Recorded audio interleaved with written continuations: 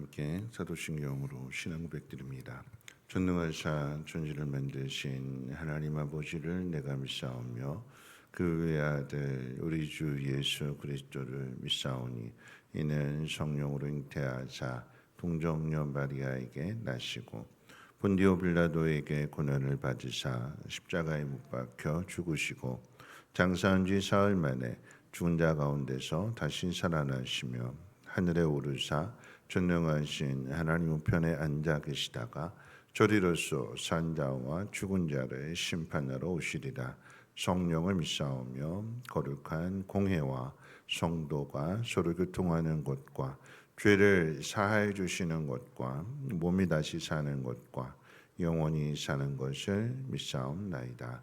아멘. 좋으신 하나님, 오늘 이 새벽에도 하나님의 귀한 존으로 우리를 부르신 하나님 분명한 뜻이 있음을 믿습니다. 내 생각 내려놓고 하나님 말씀에 귀를 기울이며 그 뜻 가운데 행함으로 인하여서 하나님의 살아계심과 또 우리에게 복 주심을 세상 가운데 나타낼 수 있는 믿음의 통로가 되게 하옵소서. 귀한 예물 드리는 손길 주님 기억하여 주시고 그 마음의 간절한 소원 하나님 응답해 주시며 또 그 일을 통하여서 기도하는 사명 감당할 수 있도록 기도의 능력을 더하여 주옵소서. 예수님의 이름으로 기도합니다. 아멘. 하나님 말씀 봅니다. 하나님 말씀은 에스라서 6장 1절로 12절까지 봅니다.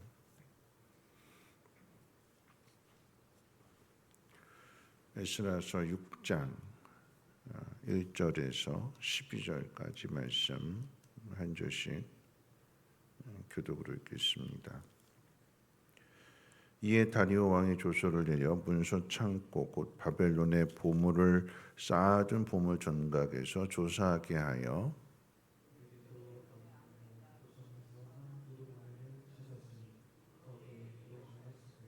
고레스 왕 원년에 조서를 내려 이르기를 예루살렘에 있는 하나님의 성전에 대하여 이르노니 이 성전 곧 제사드린 처소를 건축하되 지대를 견고히 쌓고 그 성전의 높이는 60규빗으로 너비도 60규빗으로 하고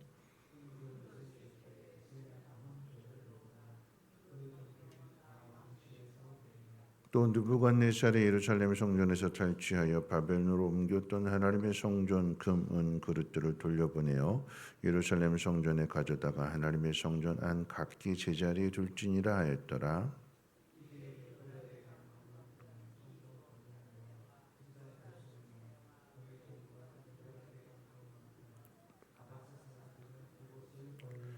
하나님의 성전 공사를 막지 말고 유다 총독과 장로들이 하나님의 이 성전을 제자리에 건축하게 하라.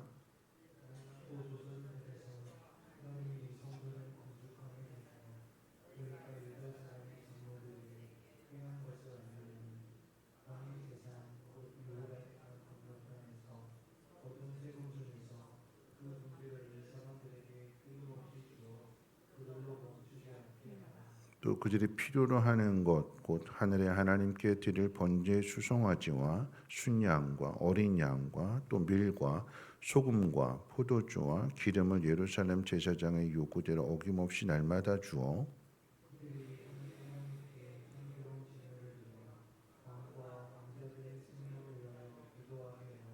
내가 또 명령을 내리노니 누구를 막론하고 이 명령을 변조하면 그의 집에서 들보를 빼내고 그를 그 위에 메어 달게 하고 그의 집은 이로 말미암아 거름더미가 되게 하라.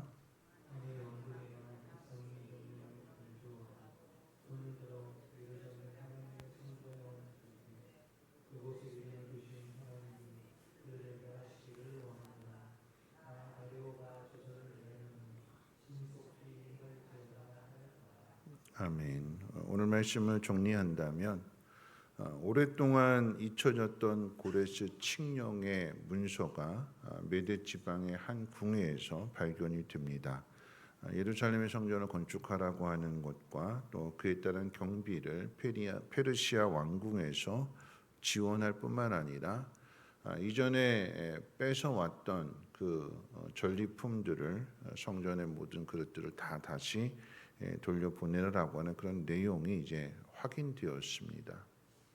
그러니까 진실은 절대 묻혀지지 않는다라고 하는 거죠. 시간이 지나도 진실은 반드시 드러나게 되어 있습니다. 그런데 여러분 기억해야 되는 것은 이 다리오 왕이 옛날 그 문서를 발견했다고 해서 공사를 허락할 의무는 없습니다. 공사를 이제 반대할 수도 있고 또는 이제 무관심할 수도 있죠. 그러니까 무관심하다라고 하는 것은 또 다른 의미에서 반대가 될 거예요. 그건 나와 상관없는 일인데 관심 가지지 않음으로 인해서 그냥 내버려 둬라. 그냥 그대로 방치해둬라 그렇게 할 수도 있는데 오늘 본문의 이야기는 뭐냐면 이 다리오 왕이 그걸 관심을 가지고 허락을 할 뿐만 아니라 허락을 넘어서서 지원을 하고 있다라고 하는 사실입니다. 거기에 필요한 모든 것들을 끊임없이 지원해줘라, 공급해줘라. 그래서 그 일을 잘 할 수 있도록.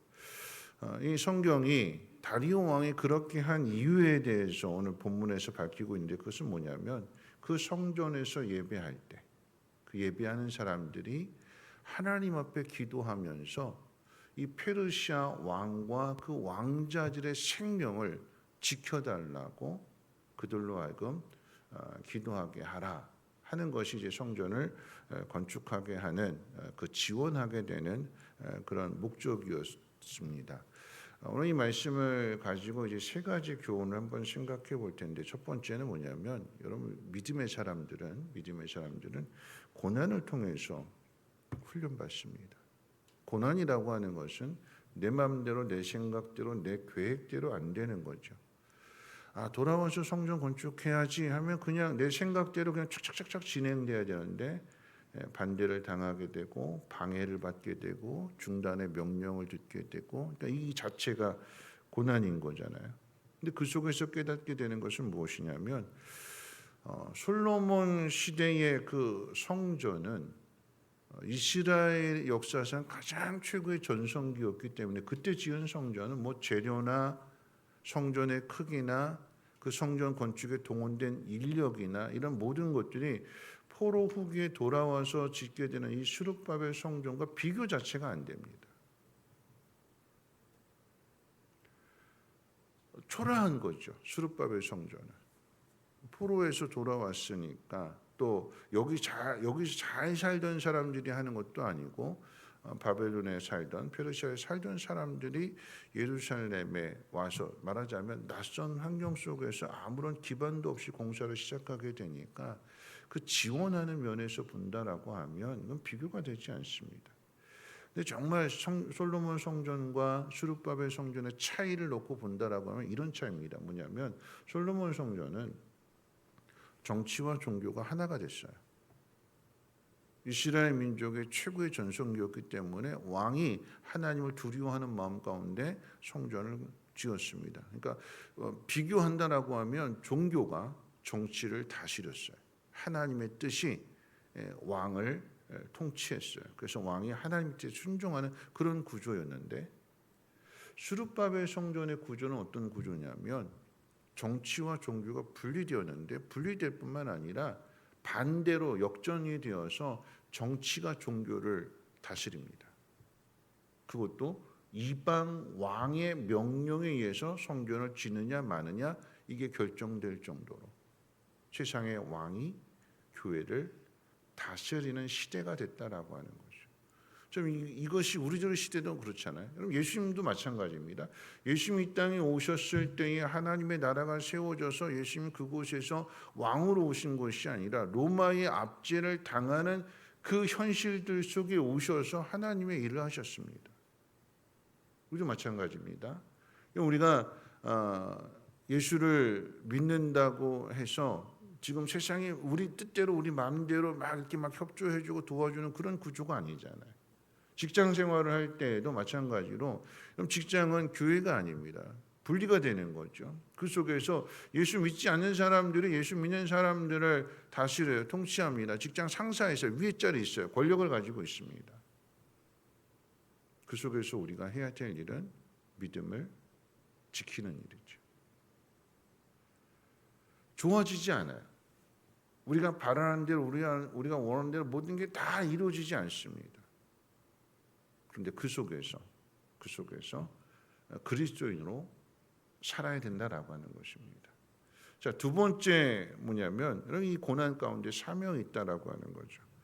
페르시아 왕이 유대인들에게 페르시아 왕과 왕자들을 위해서 그 생명을 위해서 하나님 앞에 기도해 달라라고 이렇게 요청하게 됩니다. 이 페르시아 왕이 다리오 왕이 하나님을 잘 믿는 왕이라고 볼 수 없습니다. 그럼에도 기도해 달라라고 부탁하는 사실을 우리가 기억해야 되는 것은 뭐냐면 성전을 건축하느냐 마느냐 하는 이것을 결정하시는 권력을 가지고 있다 할지라도 생명에 관해서만큼은 자기 영역이 아니다라고 하는 것을 이 왕도 알게 되는 거죠. 오래 살고 싶다고 해서 오래 살고 내가 이 나라를 다스린다고 해서 그 나라가 견고하고 또 내 그 시대가 오랫동안 갈 거라고 하는 것을 이 왕도 알지 못하는 거예요. 언제 반역이 일어날지, 언제 암살을 당할지 그걸 확신할 수 없는 거예요. 뭐가 필요하대요? 이 왕에게도 기도가 필요하대요. 누가 기도할까요? 하나님을 믿는 사람이 기도합니다. 우리의 사명이 무엇이냐라고 하는 것을 알아야 되는 거죠. 여러분, 페르시아 왕과 또 반대를 당해서 어려움을 겪어야 했던 이 포로 후기의 유대인들은 세상의 기준으로 본다라고 하면 비교 자체가 되지 않아요. 힘을 가지고 있는 사람, 힘 없는 사람. 그런데 세상이 어떻게 돌아가느냐? 힘 있는 왕에 의해서가 아니라 세상은 하나님의 주권 안에서 하나님의 섭리 안에서 세상이 돌아가는 거죠. 그러면 그 하나님 앞에 도움을 요청하고 하나님 앞에 기도하는 사람은 누구냐? 비록 현실적으로는 고달픔 가운데 있고 힘든 상황 가운데 있지만 그 속에서 하나님 믿는 사람이 기도해야 된다라고 하는 것을 오늘 본문이 페르시아 왕 다리오 왕이 내린 조서를 통해서도 지원해 주는 것을 통해서도 분명하게 드러나게 됩니다. 여러분, 대한민국 대통령이 예수를 믿는다고 해서 이 나라가 이스라엘과 같이 하나님 믿는 나라가 되지는 않아요. 대통령의 임기는 끝나면 다른 사람이 세워지는 거잖아요. 그럼 또 바뀌어요. 여러분, 이 나라가 모든 사람이 다 예수를 믿는 그런 나라가 되지는 않습니다. 예수님이 이 땅에 오셔서 보여주신 것은 그 속에서 고난을 당하고 어려움을 당한다 할지라도 우리가 누구냐? 우리는 하나님 앞에 기도하는 사람들이다. 세상이 어떻게 돌아가느냐? 하나님이 통치하시는데 누구를 통해서? 기도하는 사람들의 그 기도를 들으시고 하나님이 세상을 다스리신다. 힘 있는 사람이 있지만 그 힘 있는 사람이 모든 걸 좌지우지하는 것이 아니라 하나님이 하신다. 그 하나님 움직이는 힘이 무엇이냐? 하나님의 뜻을 잘 아는 하나님의 백성들이 하나님 앞에 기도하게 될 때에 그 기도를 하나님이 들어주시고 응답해 주신다라고 하는 거죠. 자, 마지막 세 번째는 뭐냐면요. 고난은 역전된다라고 하는 것입니다. 자, 오늘 말씀 가운데 보면 다리오 왕이 성전을 다시 재건하라고 하면서 거기에 모든 지원을 아끼지 않는 거죠. 그게 지원하는 것은 뭐냐면 기도해달라고 하는 거예요. 기도해달라. 그런데 그러면서 내린 내용 가운데 우리 11절과 12절 같이 한번 읽어볼까요? 함께 읽어봅니다. 시작. 내가 또 명령을 내리노니 누구를 막론하고 이 명령을 변조하면 그의 집에서 들보를 빼내고 그를 그 위에 메어 달게 하고 그의 집은 이로 말미암아 거름더미가 되게 하라. 만일 왕들이나 백성이 이 명령을 변조하고 손을 들어 예루살렘 하나님의 성전을 헐진대 그곳에 이름을 두신 하나님이 그들을 멸하시기를 원하노라. 나 다리오가 조서를 내려놓으니 신속히 행할지어다 하였더라. 성전 건축을 반대하는 사람들, 다시 말하면 하나님이 하시고자 하는 그 일을 반대하는 사람들, 가로막는 사람들은 반드시 하나님의 심판을 받는다라고 하는 거죠. 여러분, 이것은 우리가 살아가는 이 시대에도 동일합니다. 하나님이 하시고자 하는 일들을 가로막는 사람, 방해하는 사람. 여러분, 이것은요, 교회 바깥의 사람들만 이야기하지 않아요. 교회 안에도 마찬가지. 교회 안에도 하나님이 하시고자 하는 일에 대해서 반대하는 사람들이 있어요. 뭘 가지고 반대를 할까요? 자기 생각. 자기 형편. 내 형편이 이러니까 이건 안 돼. 이게 참 중요한 일인데 뭐냐면 하나님이 하시고자 하는 일들이라고 하면 내 형편과 처지와 상관없이 거기에 순종하게 될 때 환경도 달라지게 되고 더 좋아지게 되고 하나님 복을 주시는 건데, 내가 가지고 있는 이 형편이 힘들고 어렵다고 해서 그냥 그 형편 가지고 이건 안 되는, 내가 안 되면 다 안 되는, 내가 안 돼, 그런 식으로 방해하고 그런 식으로 반대한다라고 하면 하나님의 뜻이 막힐까요? 아니죠. 하나님 그 사람 뽑아내시고 다른 사람 채우셔서 그 일을 이루어 가셔요. 왜요? 그게 하나님의 뜻이니까. 내 생각 가지고, 내 마음 가지고, 내 형편 가지고 하나님의 일을 반대하고 방해하고 가로막는다라고 하는 것은 하나님 그 사람을 심판하시는, 이게 이방 왕의 입술을 통해서 이제 지금 우리에게 가르쳐 주고 있는 거예요. 하나님의 뜻을 반대하는 사람은 어떻게 된다고 그랬어요? 11절에 보니까 누구를 막론하고 이 명령을 변조하면 그의 집에서 들보를 빼내고 그를 그 위에 메어 달게 하고 그의 집은 이로 말미암아 거름더미가 되게 하라. 망한다라고 하는 거예요. 반면에 하나님의 뜻에 순종한 사람들은 하나님이 그 일을 이루어 갈 수 있도록 힘을 주시고 주변의 사람들을 통해서 공급해 주시고 도와주셔서 그 일을 이루어가게 하심으로 인하여서 하나님이 살아계심을 경험하게 되는 것이고, 그렇기 때문에 그걸 경험했으니까 어떻게 살아가라고요? 기도하는 사명자로 살아가라라고 하는 것입니다. 말씀을 마칠 텐데요. 솔로몬 성전에 비해서 포로 후에 돌아와서 짓는 이 스룹바벨 성전은 비교가 안 됩니다. 초라해요. 우리 인생도 마찬가지예요. 우리 인생도 더 좋아지지 않습니다. 무너져요. 육신의 장방도 무너지고 내 힘으로 할 수 있는 것들이 점점 줄어들어요. 우리 인생이 그렇잖아요. 나중에는 어떻게 해요?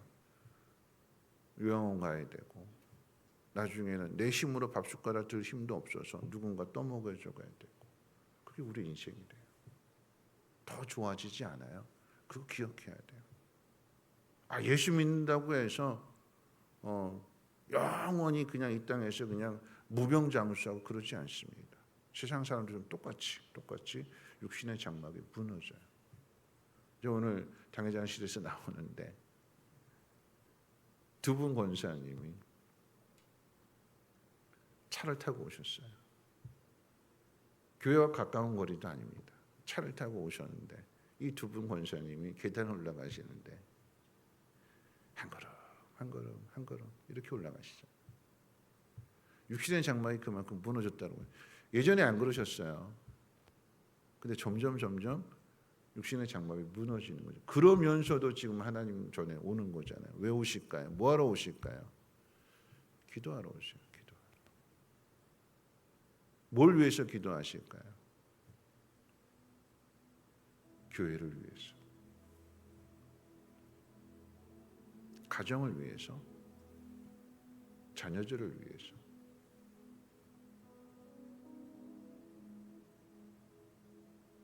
그리고 이 세상을 위해서, 이 나라 이 민족을 위해서. 한 권사님이 어제 병원에 응급실에 가셨는데 그저께 이제 신방을 갔더니 그 권사님 그런 얘기 하시더라고요. 그런 얘기 하시더라고요. 목사님, 제가 목사님을 위해서 기도하는 것을 쉬지 않습니다.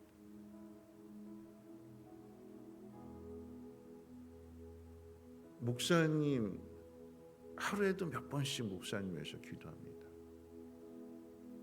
그분이 아프셔서 신방을 간 건데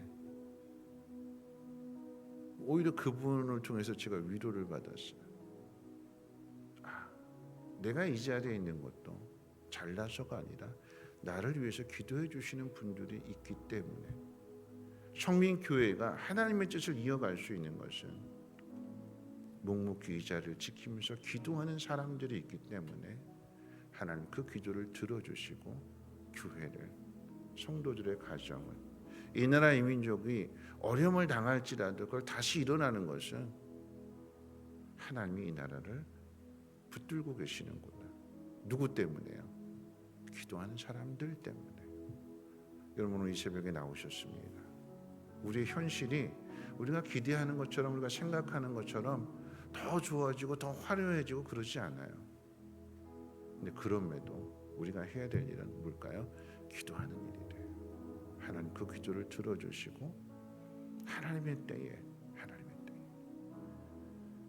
내가 못하면 다른 누군가를 통해서도 그 일을 이루어 주시고 응답해 주십니다.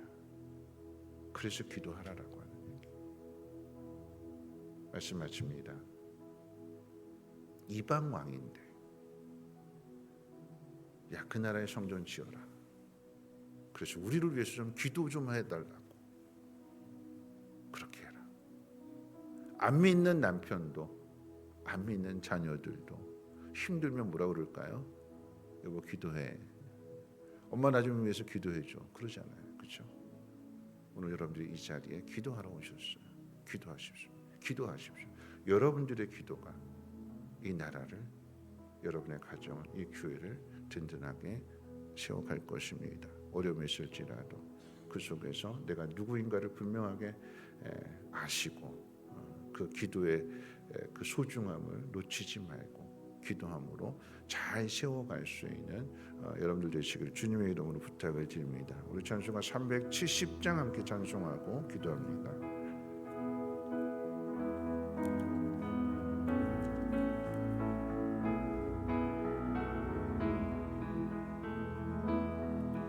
주 안에 있는 나에게 딴 근심이 있으랴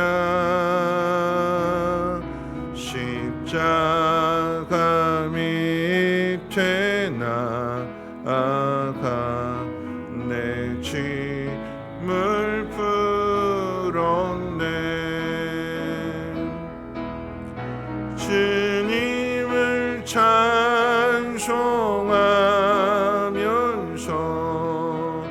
할렐루야 할렐루야 내 앞길 멀고 험해도 나 주님만 따라가리. 그 두려움이 변하여 내 기도 되었고 전날의 한숨 변하여 내 노래 되었네. 주님을 찬송하면서 할렐루야 할렐루야 내 앞길 멀고 험해도 나 주님만 따라가니. 내 주님 자비하셔서 늘 함께 계시고 내 궁핍함을 아시고 늘 채워 내 주와 맺은 언약을 내 주와 맺은 언약은 영불변하시니 그 나라 가기까지는 늘 보호하시네.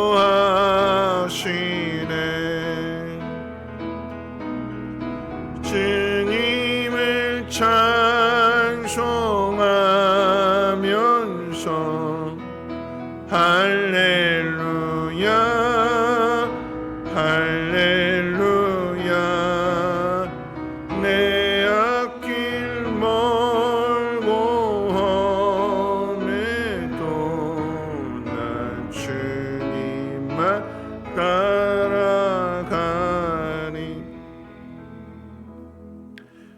말씀 생각하면서 기도하실 텐데요. 여러분, 우리의 사명은 기도하는 사명입니다.